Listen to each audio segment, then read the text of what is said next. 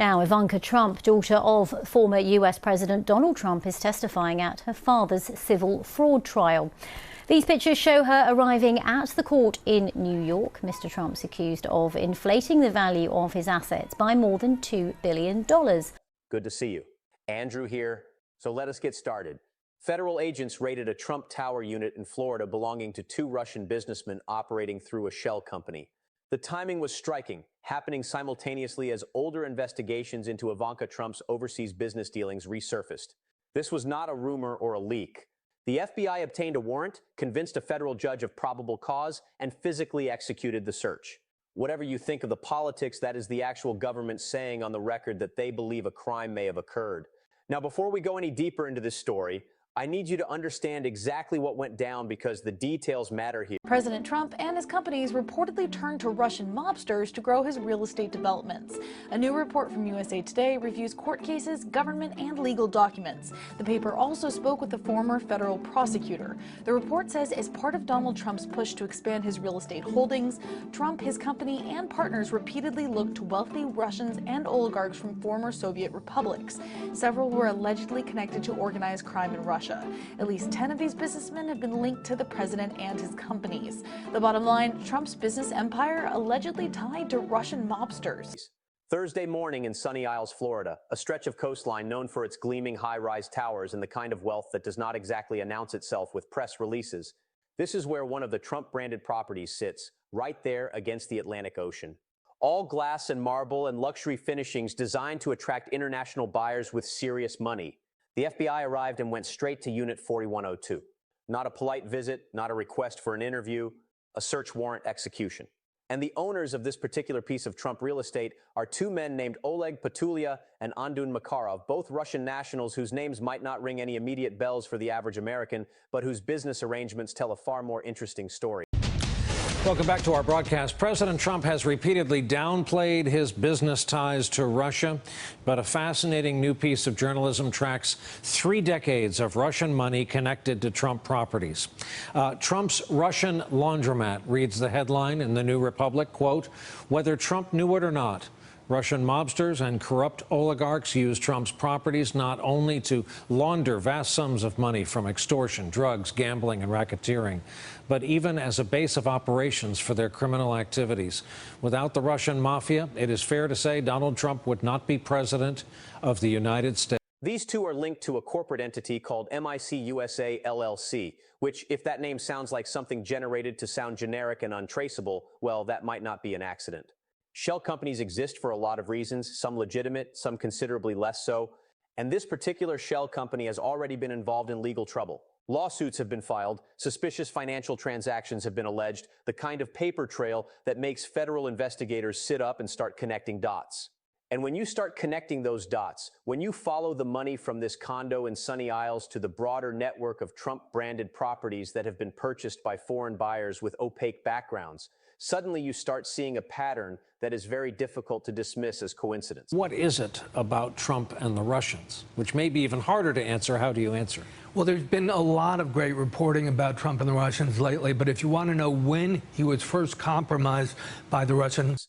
The FBI clearly saw enough in those patterns, enough in those financial records and corporate filings and lawsuit allegations to convince a judge that there was something inside that condo unit worth looking at, worth obtaining a warrant for, worth sending agents in to collect. And whatever they found, whatever they are still finding, we may not know the full scope yet. I go back 33 years to 1984, and at that time, a guy named David Bogadin walked into Trump Tower. He was a Russian immigrant, and he had ties to the most powerful crime ring in Russia. And he sat down with Donald Trump, and he bought not one apartment, not two, but 5 condos in Trump Towers. And the state attorney general later ruled that that was laundering money. And Trump Towers, in many ways, had been set up as a perfect vehicle for money laundering. It was at the time, it was one of only 2 buildings in New York City where anonymous people could use shell companies to buy condominiums. But the fact that this operation happened at all tells you this investigation is not in its early stages. This is not a fishing expedition. This is a targeted action based on evidence that has already been gathered. But remember what I said about timing, because this is where the story expands into something much bigger than a single condo raid in Florida. At the same moment this is happening, federal investigators are reopening their examination of Ivanka Trump's international business dealings, specifically the projects she was deeply involved in when her father sat in the Oval Office during his first term. We are talking about luxury developments in Vancouver, in Panama, and in other locations where the Trump brand was being licensed and promoted, and where Ivanka herself was the public face of the enterprise. She flew out to these locations. She attended grand opening ceremonies. She posed for photographs and gave interviews and lent her personal brand and her White House proximity to these projects in ways that raised serious ethical questions at the time and are now raising potential legal questions in the present. The core issue that investigators keep returning to is whether these international Trump projects served a dual purpose that nobody was talking about publicly. Did they function as legitimate business ventures on the surface while simultaneously providing a mechanism for foreign actors, including individuals connected to Russian interests, to move money, to hide assets, to launder funds through the prestige and complexity of luxury real estate transactions? And the more pointed question, the one that has Ivanka's name attached to it specifically, is whether she knew or should have known what was happening with the financing of these projects. Was she an unwitting participant in a scheme she did not understand? Or was there awareness at some level within the Trump organization about the nature of the money flowing through these deals? These are not casual questions being thrown around by political opponents trying to score points. These are the questions that federal counterintelligence investigators were asking years ago, investigations that never formally concluded, that never resulted in public charges, but that also never truly went away. They went dormant, waiting for new evidence, new leads, new reasons to open those files back up and start pulling on threads again. And now, with FBI agents physically searching a Trump Tower condo owned by Russian nationals with shell company connections, it appears those dormant investigations have been jolted back to life. Now, I want to address the central concern here because I can already hear the objections forming. Some of you are thinking this is just another chapter in the Russia saga that has been used to undermine Trump since before he even took office the first time. And I understand that fatigue. I understand that after years of headlines and investigations and accusations, there is a natural instinct to tune it all out, to assume that if something real were going to emerge, it would have emerged by now. But I need you to consider something important about the current landscape. Donald Trump is not an outsider fighting against the establishment anymore. He is the sitting president of the United States, occupying the most powerful office on the planet for the second time, with all the levers of government at his disposal, including oversight of the very Justice Department that is now executing search warrants on properties bearing his name. This is not some faction of law enforcement operating in the shadows to undermine his campaign. This is the federal law enforcement apparatus, the same apparatus that answers to the executive branch he now leads, moving forward with investigative actions that require judicial approval, that require layers of oversight, that require evidence substantial enough to convince a judge to sign off. That changes the equation entirely. When the FBI searches a Trump-branded property while Trump is president, that means the evidence threshold was met. That means whatever they have is serious enough to overcome any institutional hesitation about the political attention that would inevitably follow. And the fact that this is happening now, in his second term, when his family's business entanglements were supposed to be settled history, that tells you something significant about what investigators may have uncovered. Let me take you deeper into the money laundering angle, because this is where the mechanics of these schemes become important to understand. Real estate has long been one of the preferred vehicles for moving illicit money, and luxury real estate in particular is almost perfectly designed for this purpose. You take funds that originated from illegal activities, corruption, fraud, sanctions evasion, organized crime, whatever the source may be, and you funnel that money through layers of shell companies and corporate structures until its origins become obscured. Then you purchase a high-value asset, a condo in a prestigious building with a globally recognized brand name attached to it. That money is now tied to a legitimate piece of property. The asset appreciates in value over time. If you ever need to sell it, the proceeds come back to you as clean money, legitimized through a real estate transaction that nobody questions, because luxury properties change hands all the time among wealthy international buyers. This is not conspiracy thinking. This is well-documented financial crime methodology that law enforcement agencies around the world have been working to combat for decades.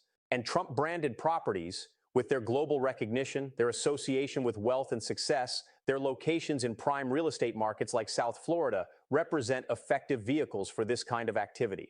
The brand attracts international buyers. The high price points justify complex financing arrangements. The use of shell companies to make purchases is common enough in the luxury market that it does not automatically raise alarms. All of these factors combine to create an environment where money laundering can potentially occur. And the question that federal investigators appear to be asking is whether it did occur, whether it occurred repeatedly across multiple Trump-branded properties, and whether anyone within the Trump organization was aware of or complicit in facilitating it. South Florida specifically has become notorious for this kind of activity.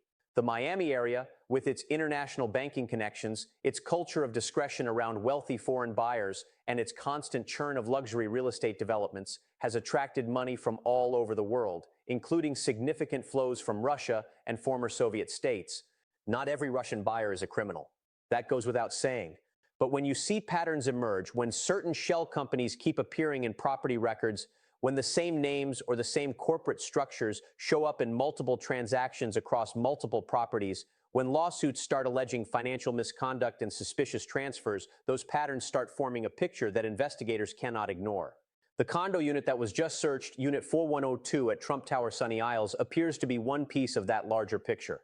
The owners, Petulia and Makarov, connected through MIC USA LLC, an entity with its own legal troubles and allegations of questionable financial activity, represent exactly the kind of arrangement that would interest federal agents looking into potential money laundering through luxury real estate.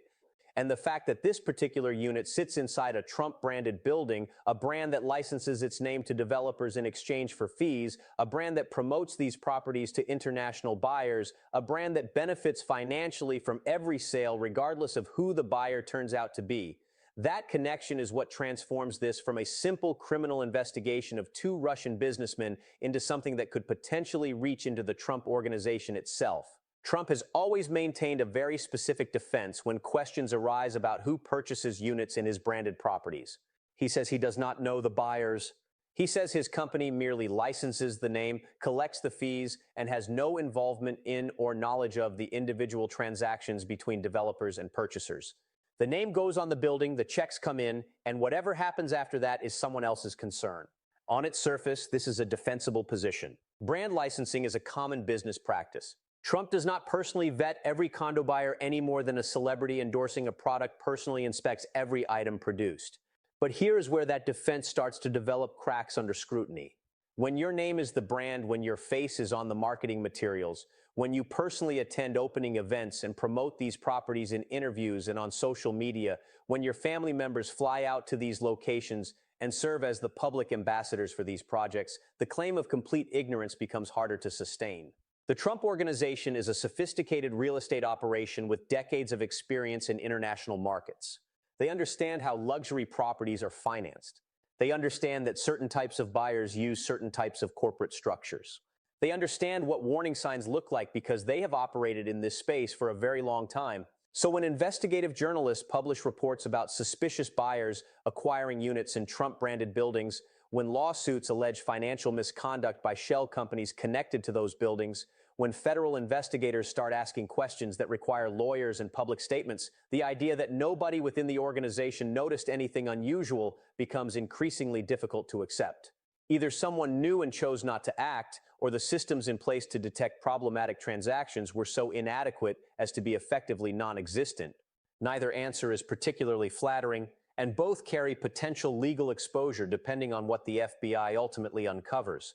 Now let me pivot to Ivanka specifically because her role in all of this occupies a particularly sensitive intersection of business, politics, and potential legal jeopardy.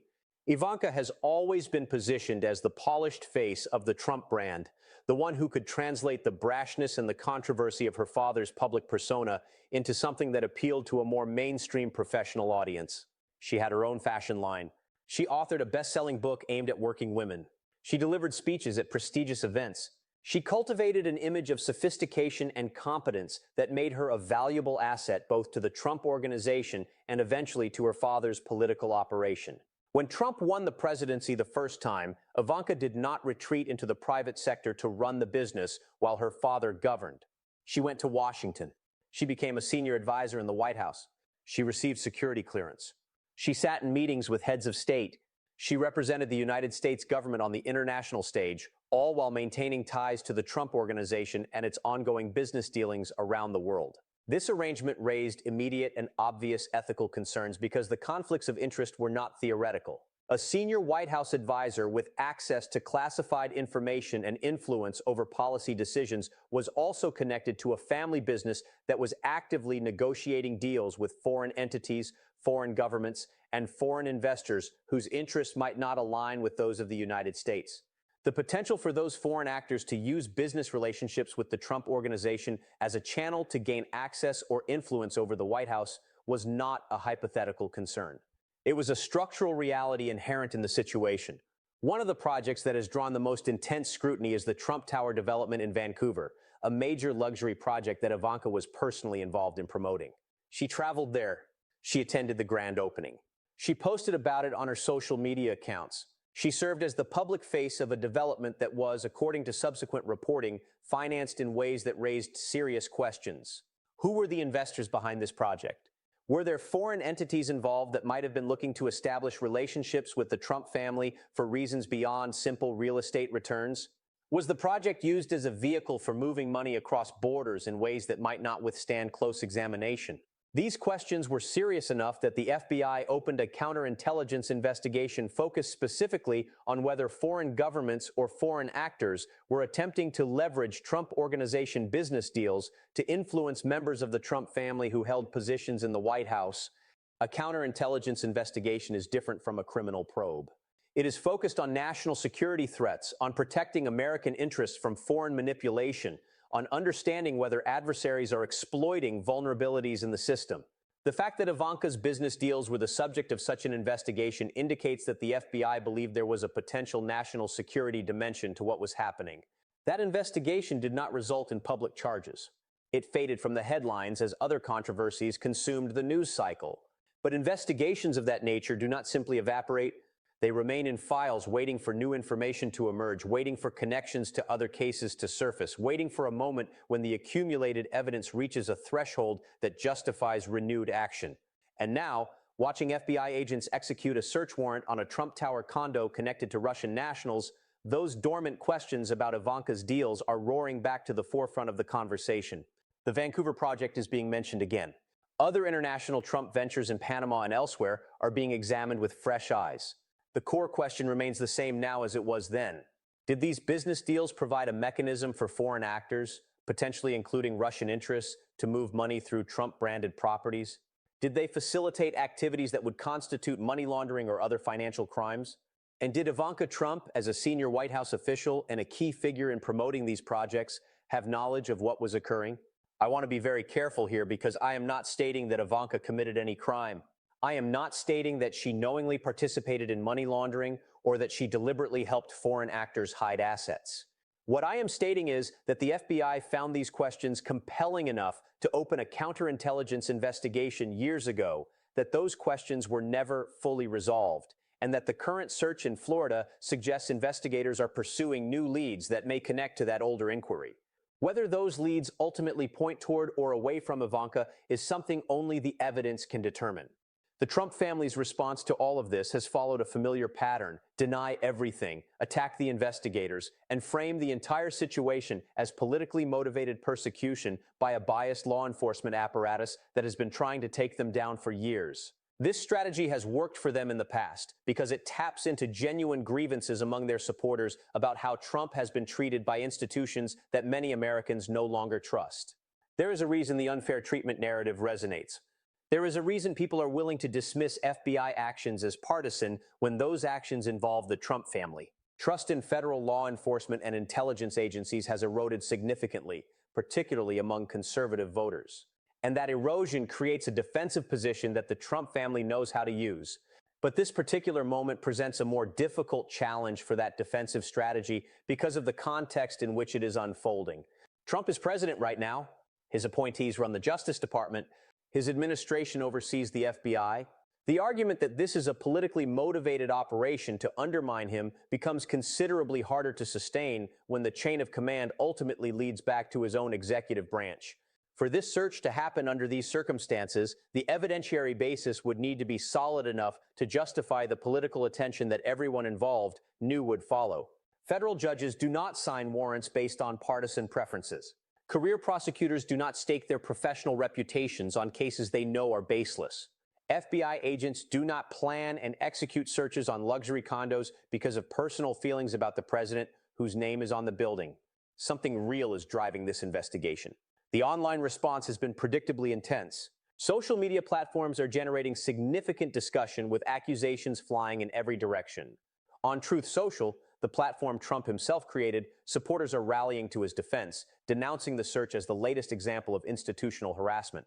On other platforms, critics are proclaiming this as the moment accountability finally arrives. Both sides are operating with maximum certainty and minimum information because that is how these moments always play out in the current media environment. But the noise on social media is not the same thing as what is happening in the actual investigative process. The FBI agents who searched that condo are processing evidence. The prosecutors who will review whatever was recovered are evaluating whether charges are warranted. The legal process operates on a different timeline, with different standards than the discussion cycle that dominates online discourse. What matters is not what people are posting, but what evidence exists, what witnesses are saying, what documents reveal, and what forensic accounting uncovers about the flow of money through these shell companies and these luxury properties.